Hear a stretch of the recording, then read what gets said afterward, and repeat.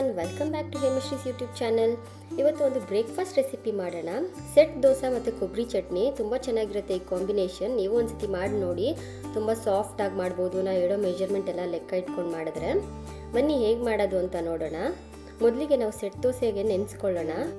ನಾನಿಲ್ಲಿ ದೋಸೆ ಅಕ್ಕಿ ತೊಗೊಂಡಿದ್ದೀನಿ, 1 ಗ್ಲಾಸ್ ಆಗೋಷ್ಟು ದೋಸೆ ಅಕ್ಕಿ.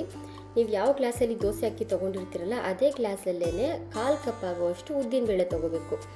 ನೀವು ಗ್ಲಾಸ್ ಮೆಷರ್ಮೆಂಟ್ ಇಟ್ಕೊಬೋದು, ಇಲ್ಲ ಕಪ್ಪಾದ್ರೂ ಮೆಷರ್ಮೆಂಟ್ ಇಟ್ಕೊಬೋದು. ನೋಡಿ, ನಾನು ತೊಗೊಂಡಿರೋ ಗ್ಲಾಸಲ್ಲೇ 1/4 ಕಪ್ ಆಗೋಷ್ಟು ಉದ್ದಿನಬೇಳೆ ತೊಗೊಂಡಿದ್ದೀನಿ.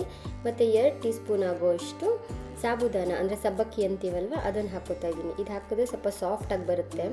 ಒಂದ್ಸತಿ ಹಾಕಿ ನೋಡಿ. ಒಂದು ಅರ್ಧ ಟೀ ಸ್ಪೂನ್ ಆಗುವಷ್ಟು ಮೆಂತ್ಯ ಕಾಳು. ಇದಿಷ್ಟು ಒಂದು 4-5 ಸತಿ ನೀರಲ್ಲಿ ತೊಳೆದ್ಬಿಟ್ಟು ನೆನೆಯೋಕೆ ಇಟ್ಟಿರೋಣ. ಅಟ್ಲೀಸ್ಟ್ ಏನಿಲ್ಲ ಅಂದರೂ 4 ಗಂಟೆ ಆಗುವಷ್ಟಾದರೂ ನೆನಿಬೇಕಿದು. ರುಬ್ಬೋ ಟೈಮಲ್ಲಿ ಇದಕ್ಕೆ 1/4 ಕಪ್ ಆಗುವಷ್ಟು ಅವಲಕ್ಕಿನೂ ನೆನೆಸಿ ಸೇರಿಸಿ ರುಬ್ಬಿ. ಇವಾಗಲೇ ಏನು ನೆನೆಸ್ಕೊಳ್ಳೋದೇನು ಬೇಡ. ಈಗ 5 ಅವರ್ಸ್ ಆಗಿದೆ ಇದು ನೆನೆಸಿಟ್ಟು. ಇದನ್ನು ರುಬ್ಕೊಂಬರ್ತಾಯಿದ್ದೀನಿ ನಾನು. ಸ್ವಲ್ಪ ನೀರು ಹಾಕ್ಬಿಟ್ಟು ರುಬ್ಕೊಂಬನ್ನಿ. ನೋಡಿ, ಈ ಹದಕ್ಕಾದರೆ ಸಾಕು.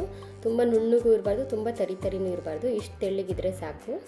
ಇದನ್ನೆಲ್ಲ ರುಬ್ಬಿ ಒಂದು ಪಾತ್ರೆಗೆ ಹಾಕಿ ಇಟ್ಕೋತಾ ಇದ್ದೀನಿ ನಾನೀಗ. ಮಿಕ್ಸ್ ಮಾಡೋವಾಗ ಒಂದು ಸತಿ ಕೈಯಲ್ಲಿ ಮಿಕ್ಸ್ ಮಾಡಿ, ಆಗ ಚೆನ್ನಾಗಿ ಫರ್ಮೆಂಟೇಷನ್ ಆಗುತ್ತೆ, ಹುಳಿ ಬರುತ್ತೆ ಚೆನ್ನಾಗಿ. ನಾನು ಮಧ್ಯಾಹ್ನ ರುಬ್ಬಿದ್ದೆ, ಇಡೀ ರಾತ್ರಿ ಅದನ್ನ ಫರ್ಮೆಂಟ್ ಆಗಕ್ಕೆ ಬಿಟ್ಟಿದ್ದೀನಿ. ಈಗ ಬೆಳಗ್ಗೆ ಆಗಿದೆ ನೋಡಿ, ಈ ರೀತಿ ಆಗಿದೆ. ಸ್ವಲ್ಪ ಗಟ್ಟಿ ಅನ್ನಿಸ್ತಾ ಇದೆ. ನಾನು ಇದಕ್ಕೊಂದು 1/4 ಲೋಟ ಅಷ್ಟು ನೀರು ಹಾಕ್ಬಿಟ್ಟು ಮಿಕ್ಸ್ ಮಾಡಿದ್ದೀನಿ. 1 ಟೀ ಸ್ಪೂನ್ ಉಪ್ಪು ಮತ್ತು ಒಂದು 1/4 ಟೀ ಸ್ಪೂನ್ ಆಗೋಷ್ಟು ಅಡುಗೆ ಸೋಡಾ ಹಾಕಿ ಮಿಕ್ಸ್ ಮಾಡಿ. ಸೋಡಾ ಹಾಕದೇ ಇದ್ರೂ ನಡೆಯುತ್ತೆ, ಬಟ್ ಹಾಕಿದ್ರೆ ಸ್ವಲ್ಪ ಸಾಫ್ಟಾಗಿ ಬರುತ್ತೆ, ಚೆನ್ನಾಗಿರುತ್ತೆ. ಒಂದು ಸ್ವಲ್ಪ ಹಾಕಿ ನೋಡಿ, ಒಂದು ಸ್ವಲ್ಪ 1/4 ಟೀ ಸ್ಪೂನ್ ಹಾಕಿರೋದ್ರೆ ಸಾಕು. ನೋಡಿ, ಈ ಕನ್ಸಿಸ್ಟೆನ್ಸಿಗೆ ತರಿಸ್ಕೊಳ್ಳಿ.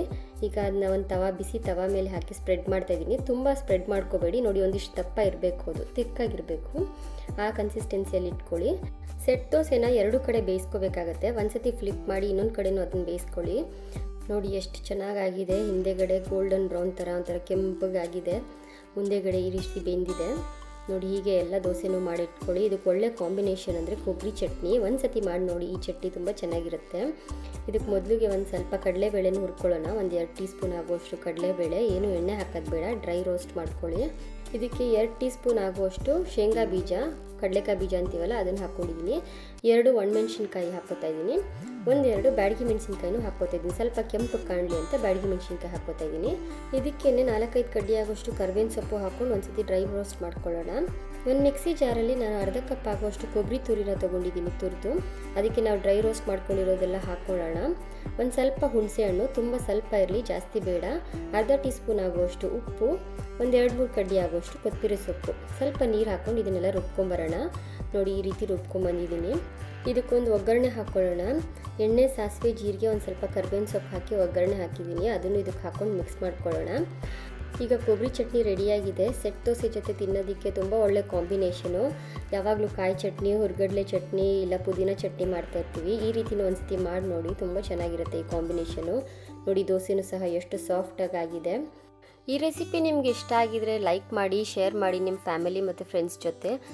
ಇನ್ನೂ ಈ ರೀತಿಯಾದ ಒಳ್ಳೊಳ್ಳೆ ರೆಸಿಪಿಗಾಗಿ ನನ್ನ ಚಾನಲ್ನ ಸಬ್ಸ್ಕ್ರೈಬ್ ಮಾಡ್ಕೊಳ್ಳಿ. Thank you.